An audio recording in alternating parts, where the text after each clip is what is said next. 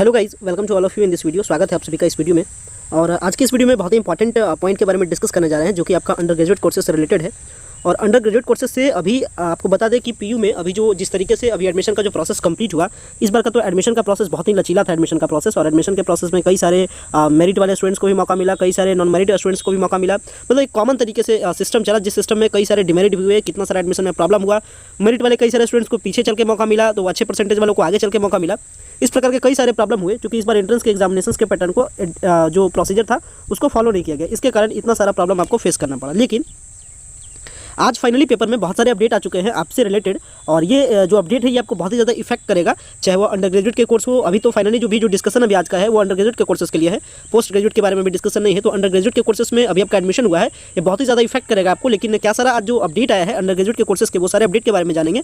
साथ में जो भी एडमिशन हुआ है उसके कुछ प्रॉब्लम के बारे में भी समझेंगे, जिसमें पेमेंट का प्रॉब्लम है। दोनों कंटेंट को इस वीडियो में मैं कंक्लूड कर रहा हूँ। तो जो एडमिशन का जो पेमेंट का प्रॉब्लम है, कब तक पेमेंट कंप्लीट होना है अगर आपका एडमिशन हुआ है, और अगर अभी तक आपका पेमेंट नहीं हुआ है, या पेमेंट के कुछ एक आध प्रॉब्लम के बारे में भी डिस्कस करेंगे, जो कॉमन प्रॉब्लम है जो लगभग सबके साथ हो रहा है। वो सारा इंपॉर्टेंट पॉइंट के बारे में डिस्कशन करते हैं। तो चलिए वीडियो की शुरुआत करते हैं। और सबसे पहले जो पीयू का जो अगला प्रोग्राम है, जिस प्रोग्राम के बारे में आपको इंपॉर्टेंट आपके पास नॉलेज होना बेहद इंपॉर्टेंट है, तो चलिए उस प्रोग्राम के बारे में डिस्कस आपको पहले आपके साथ करते हैं। सो गाइज, जिस प्रोग्राम के बारे में हम डिस्कशन करने जा रहे हैं वो सब देख सकते हैं आप यहाँ पे हेडलाइन क्लियरली बनाया गया है। पटना विश्वविद्यालय स्नातक कोर्स का रेगुलेशन तैयार, 140 क्रेडिट का होगा। ये क्या कुछ है, ये पूरा जो कन्फ्यूजन है, ये सारा मैं जो अभी मैं पॉइंट लेके भी आपके सामने जो प्रेजेंट हुआ हूँ, अभी ये बहुत ही ज़्यादा कन्फ्यूजिंग होगा आपके साथ। लेकिन मैं अभी पूरा आपको शेड्यूलिंग बता देता हूँ, समझा देता हूँ। पटना विश्वविद्यालय में एक्चुअली प्लानिंग क्या हुआ है, प्लानिंग हुआ है कि अपने जो एजुकेशन सिस्टम है इसको टू द बेस्ट करने के लिए ये जो नॉर्मल जो कोर्सेस होते हैं, जिसको हम लोग ट्रेडिशनल कोर्स कहते हैं, जिसमें हमारा BA आता है, BCom आता है, BSc कोर्स आता है, इसे भी अब सेमेस्टर सिस्टम लागू कर दिया जाएगा। ध्यान रखिएगा, ये जो सिस्टम है जिसके बारे में बता रहा हूँ, यानी जो पटना यूनिवर्सिटी है वो प्लानिंग को लॉन्च कर चुकी है, और प्लानिंग के अकॉर्डिंग अब BA, BSc, BCom ये सारे कोर्सेज को अब सेमेस्टर सिस्टम करने जा रही है। जैसे MSc में जैसे पोस्ट ग्रेजुएट के कोर्सेज में सेमेस्टर सिस्टम होता है, पहले अभी जो सिस्टम चल रहा है आपका ग्रेजुएशन में वो होता है part wise system, part 1, part 2, part 3 करके आप 3 पार्ट में सारे कोर्सेज को खत्म करते हैं। लेकिन अब पटना यूनिवर्सिटी जो प्रोग्राम को लॉन्च करने वाली है, उस प्रोग्राम का नाम है सेमेस्टर सिस्टम। आपको बता दें, जो 3 साल का कोर्स है वो आपको टोटल 6 सेमेस्टर में खत्म होगा। तो अब पटना यूनिवर्सिटी सेमेस्टर सिस्टम को लॉन्च करने जा रही है, और इस सेमेस्टर सिस्टम में आपको 140 क्रेडिट पॉइंट लाना होगा पूरे ग्रेजुएशन को कंप्लीट करने के लिए। यानी ये जो BA BSc का जो प्रोसीजर है, BA BSc BCom ये जो सारे कोर्सेस है ट्रेडिशनल के, इसको डिवाइड कर दिया गया है सेमेस्टर में, और टोटल 6 सेमेस्टर को पूरे सेमेस्टर को क्लियर करने के लिए आपके पास 140 क्रेडिट पॉइंट होना चाहिए। अगर आपको 140 पॉइंट पूरे ग्रेजुएशन के पीरियड में मिल जाते हैं तब तो आपका ग्रेजुएशन क्लियर है, नहीं तो फिर आपका ग्रेजुएशन अटक जाता है, और फिर से सारे जो सेमेस्टर हैं, जिस सेमेस्टर में आपका क्रेडिट कम होगा, या फिर अगर आप मान लेते हैं कि प्रमोट होते हैं या फिर आप फेल होते हैं, तो आपको फिर से ये 140 क्रेडिट का जो स्कोर है इसको बनाना होगा इसके एग्जाम को क्लियर करने के लिए। लेकिन ये जो सारा प्रोग्राम है ये अगले सेशन से लॉन्च होने वाली है, यही आपके लिए सबसे इंपॉर्टेंट बात है। आपका जो एडमिशन हुआ है इस सेशन में तो ये प्रोग्राम लॉन्च नहीं होने वाला है।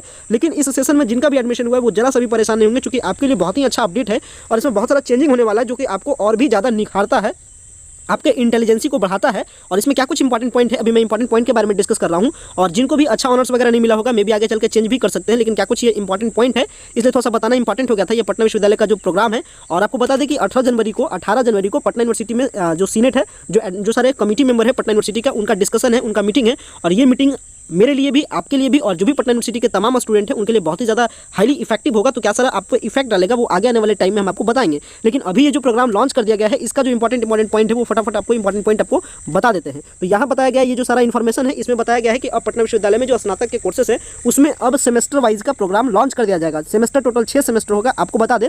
और ये 6 सेमेस्टर का जो पॉलिसी है 14 मुख्य विषयों के लिए काम करेगा।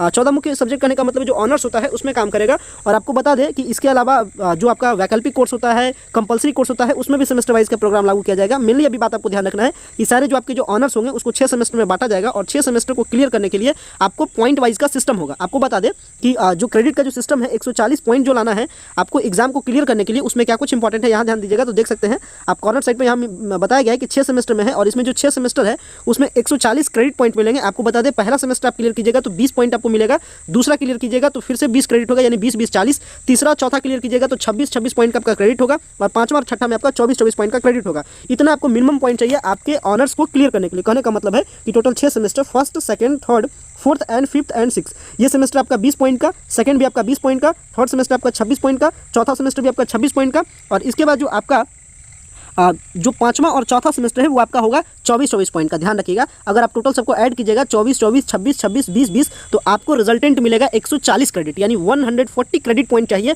अब आपको ग्रेजुएशन को क्लियर करने के लिए। साथ में आने वाले जो टाइम है उसमें एक और आपको बेनिफिट मिलेगा अगले सेशन में, वो आपका है CBCS सिस्टम। याद रखिएगा, CBCS सिस्टम क्या होता है? CBCS सिस्टम का मतलब होता है क्रेडिट बेस्ड चॉइस सिस्टम, यानी जो स्टूडेंट का चॉइस है वो ऑनर्स लेके, मतलब CBCS सिस्टम करने का मेन मतलब है कि आप जो सब्सिडरी सब्जेक्ट रहते हैं, कहने का मतलब है जैसे अगर मान लेते हैं कि अभी कोई स्टूडेंट मैथ ऑनर्स लेता है तो उसको सब्सिडरी में भी कोई साइंस का ही पेपर लेना होता है। जैसे वो फिजिक्स ले या फिर अपना केमिस्ट्री ले, जो भी पेपर लेना है उसको, अगर उसका ऑनर्स साइंस का है तो सब्सिडरी भी उसको जबरदस्ती साइंस का ही लेना पड़ता था। लेकिन CBCS सिस्टम में, यानी क्रेडिट बेस्ड चॉइस सिस्टम जो अगले सेशन से लागू होगा, उसमें क्या बेनिफिट मिलेगा कि मान लेते हैं कि कोई स्टूडेंट मैथ ऑनर्स करने को चाह रहा है और उसका टारगेट सेटअप है कि मैं सिविल के एग्जाम को क्लियर करूं, तो सिविल के एग्जाम के लिए उन्हें पॉलिटिकल साइंस या फिर इकोनॉमिक्स या फिर कह सकते हैं हिस्ट्री जैसे सब्जेक्ट को भी अपने पास रखना होता है। तो CBCS सिस्टम में आपको यही बेनिफिट मिलेगा कि आपका जो ऑनर्स है आप ऑनर्स कीजिए और सब्सिडरी जो भी आपका चॉइस हो आप सब्सिडरी में रख सकते हैं। जैसे कहने का मतलब है कि साइंस का स्टूडेंट अब आर्ट्स के पेपर को भी सब्सिडरी में कंक्लूड कर सकता है, वो उसके मर्जी पे है। यही बेनिफिट है CBCS सिस्टम का। तो जो CBCS सिस्टम है वो बहुत ही इंपॉर्टेंट होगा, वो अगले सेशन से काम करेगा।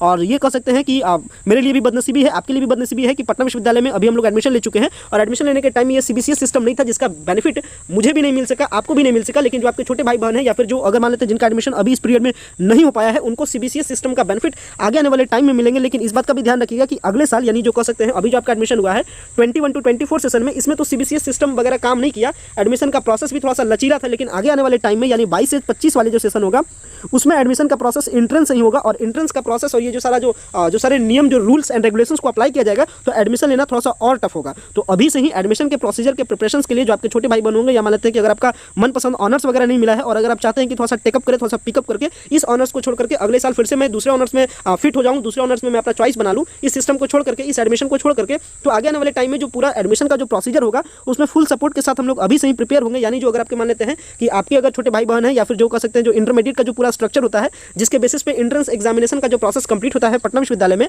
तो एंट्रेंस एग्जामिनेशन के प्रिपरेशन के लिए जो सारा सेटअप है अभी से हम लोग सेटअप करेंगे। और जो भी आपके छोटे भाई बहन होंगे उनको आप बताइएगा, और इसके लिए प्रिपरेशन आपको कह सकते हैं दिसंबर एंड भी कर जाए तो कोई दिक्कत नहीं, लेकिन जनवरी स्टार्टिंग से ही सारे इंटरमीडिएट के जो बेसिक होंगे वो सारे बेसिक को मैं कंप्लीट इसी चैनल पर कराऊंगा। तो यह एक बहुत ही इंपॉर्टेंट था, पटना विश्वविद्यालय का जो अपडेट है वो आपके साथ शेयर करना। ये सारा अपडेट को आशा करते हैं आप समझ में आ गया होगा। अब थोड़ी सी चर्चा करते हैं जो एडमिशन जिनका हुआ है उनके पेमेंट के बारे में। जो भी स्टूडेंट्स का अभी एडमिशन हुआ है इस पटना विश्वविद्यालय में आपको 21 से 24 में, उनका पेमेंट का प्रॉब्लम बहुत ही ज़्यादा है। पेमेंट का प्रॉब्लम बहुत ही ज़्यादा वो भी है कैजुअल एडमिशन के प्रोसेस में। जिनका भी कैजुअल एडमिशन में नामांकन हुआ है उनका नामांकन में क्या है कि एडमिशन तो किसी तरीके से डॉक्यूमेंटेशन वगैरह जो सारे प्रोसेस थे उसे जल्दी जल्दी करके एडमिशन की प्रक्रिया को पूरी कर ली गई, लेकिन पेमेंट का प्रॉब्लम अभी भी बना हुआ है। पेमेंट के बारे में बता दें, जो जैसा इन्फॉर्मेशन मुझे अभी कई सारे स्टूडेंट से इन्फॉर्मेशन मिला, कई सारे जो कनेक्टेड पर्सन थे रिगार्डिंग आपका यूनिवर्सिटी, उनके साथ जो इन्फॉर्मेशन मिला और जो मेरा एक्सपीरियंस रहा वो सारा बेसिक बनाते हुए और डीन सर के साथ जो सारा जो भी मैक्सिमम पॉसिबल रिस्पॉन्स आया उसके अकॉर्डिंग मैं बता रहा हूँ। पेमेंट का जो प्रोसेस है आपको 1 जनवरी तक अभी चलेगा, जब तक कॉलेज नहीं खुलेगा तब तक पेमेंट का प्रोसेस चलेगा। पेमेंट आपका नहीं हुआ है जरा सा भी आप घबराइए नहीं, और थोड़ा कुछ प्रॉब्लम भी हो रहा है। जो कॉमन प्रॉब्लम के बारे में डिस्कस करा था वो प्रॉब्लम देखिए मैं बता दे रहा हूँ। एक्चुअली क्या हुआ कि MMC में यानी मगध महिला कॉलेज में स्टूडेंट्स का एडमिशन हुआ और मगध महिला कॉलेज में इनको अलॉट हुआ, मानते हैं इनका जो भी प्रॉब्लम था उसी के रिगार्डिंग में बात कर रहा हूँ। बीकॉम सेल्फ फाइनेंस अलॉट हुआ और इसका पेमेंट होता है आपको 24,920 रुपया। इनका जो पेमेंट होता है मान लीजिए कि 24,000 का पेमेंट है, और बट अभी ये जब पोर्टल पे देख रहे हैं तो पेमेंट का ऑप्शन आ चुका है, लेकिन पेमेंट इनका 9,000 के आसपास दिखा रहा है। तो ये सारा जो प्रॉब्लम है, तो अगर ऐसा प्रॉब्लम आपके साथ भी हो कि आपका जो अमाउंट जितना पे करना है और उसके कंपेयर में कम हो या फिर ज़्यादा हो, तो आपको क्या करना है, कुछ देर वेट करना है। पेमेंट नहीं कीजिएगा जब तक वो सही नहीं हो जाए। अगर सही नहीं होता है आप पेमेंट कर देते हैं तो फिर और प्रॉब्लम थोड़ा सा बढ़ जाता है। तो इस बात का प्रॉपर्ली ध्यान रखिएगा कि जब भी पेमेंट करने जाइए और अपना जब पे नाउ का जो बटन पे क्लिक करते हैं उसके पहले मिला लीजिएगा कि आपको अमाउंट कितना पे करना है और वो अमाउंट आपके कोर्स के साथ मैच करता है या फिर नहीं करता है। अगर मैच नहीं करता है तो आपको पेमेंट नहीं करना है। पेमेंट का प्रोसीजर चल रहा है, ध्यान रखिएगा। पेमेंट का प्रोसीजर पटना साइंस कॉलेज में लगभग लास्ट के कगार पे है, मतलब कुछ ही ऐसे बच्चे होंगे जिनका पेमेंट नहीं हुआ होगा। मगध महिला कॉलेज में भी पेमेंट का प्रोसीजर स्टार्ट हो चुका है, पटना कॉलेज में पेमेंट का भी प्रोसीजर स्टार्ट हो चुका है, BN कॉलेज में भी किसी भी स्टूडेंट का पेमेंट नहीं हुआ है। आपसे भी काइंडली रिक्वेस्ट है कि आप हमारे टेलीग्राम चैनल के साथ कनेक्टेड होइए और जो भी जिनका पेमेंट वगैरह होता है एटलीस्ट थोड़ा सा इन्फॉर्म कर दीजिए टेलीग्राम ग्रुप में, ताकि क्या होता है कि स्टूडेंट को थोड़ा सा तसल्ली मिलता है कि चलो सबका पेमेंट नहीं हो रहा है तो मेरा भी पेमेंट नहीं हो रहा है, नहीं तो ऐसे उनको थोड़ा सा डाउट हो जाता है और फिर लगातार कॉल हमें करते हैं। तो इसे थोड़ा सा आप भी सपोर्ट कर सकते हैं अपने फ्रेंड्स को, तो थोड़ा सा कनेक्ट हो जाइए टेलीग्राम चैनल पे और वहाँ पे अगर आपका पेमेंट वगैरह होता है या नहीं होता है थोड़ा सा अपडेट दे दीजिए ताकि दूसरे को भी आराम मिल सके। सो गाइस, ये जो पेमेंट का जो प्रॉब्लम है, पेमेंट अभी चलेगा, पेमेंट 1-2 जनवरी तक चलेगा, जब तक कर सकते हैं कि पूरा छुट्टी का टाइम है, काम थोड़ा सा धीरे धीरे चल रहा है। मैं आपको बताया भी था कल के वीडियो में कि थोड़ा सा काम धीरे तरीके से चल रहा है और सबका पेमेंट होगा, इसके लिए जरा सा भी डाउट नहीं रखिएगा। पेमेंट बिना पेमेंट के एडमिशन, जैसे आपका एडमिशन तो कंफर्म है, इस बात का ध्यान रखिएगा कि आपका डॉक्यूमेंटेशन हो गया, आपका डॉक्यूमेंट जमा हो गया, इसका मतलब होता है आपका एडमिशन कंफर्म है। पेमेंट लेना उनका काम है, चाहे वो ऑफलाइन ले या ऑनलाइन ले, लेकिन पेमेंट वो लेंगे और पेमेंट का भी प्रोसीजर ऑनलाइन ही है और ऑनलाइन पेमेंट आपका होगा भी। थोड़ा सा इंतजार रखिएगा, थोड़ा सा सब्र रखिएगा, पेमेंट आगे पीछे होगा लेकिन पेमेंट सबका होगा। ऐसा कोई भी कैंडिडेट नहीं जिनका पेमेंट नहीं होगा, और फिर जिनका पेमेंट नहीं होगा किसी भी सिचुएशन में, फिर उनके लिए हम स्टैंड अप है, आप परेशान नहीं होइएगा। सो गाइस वीडियो को इन करते हैं,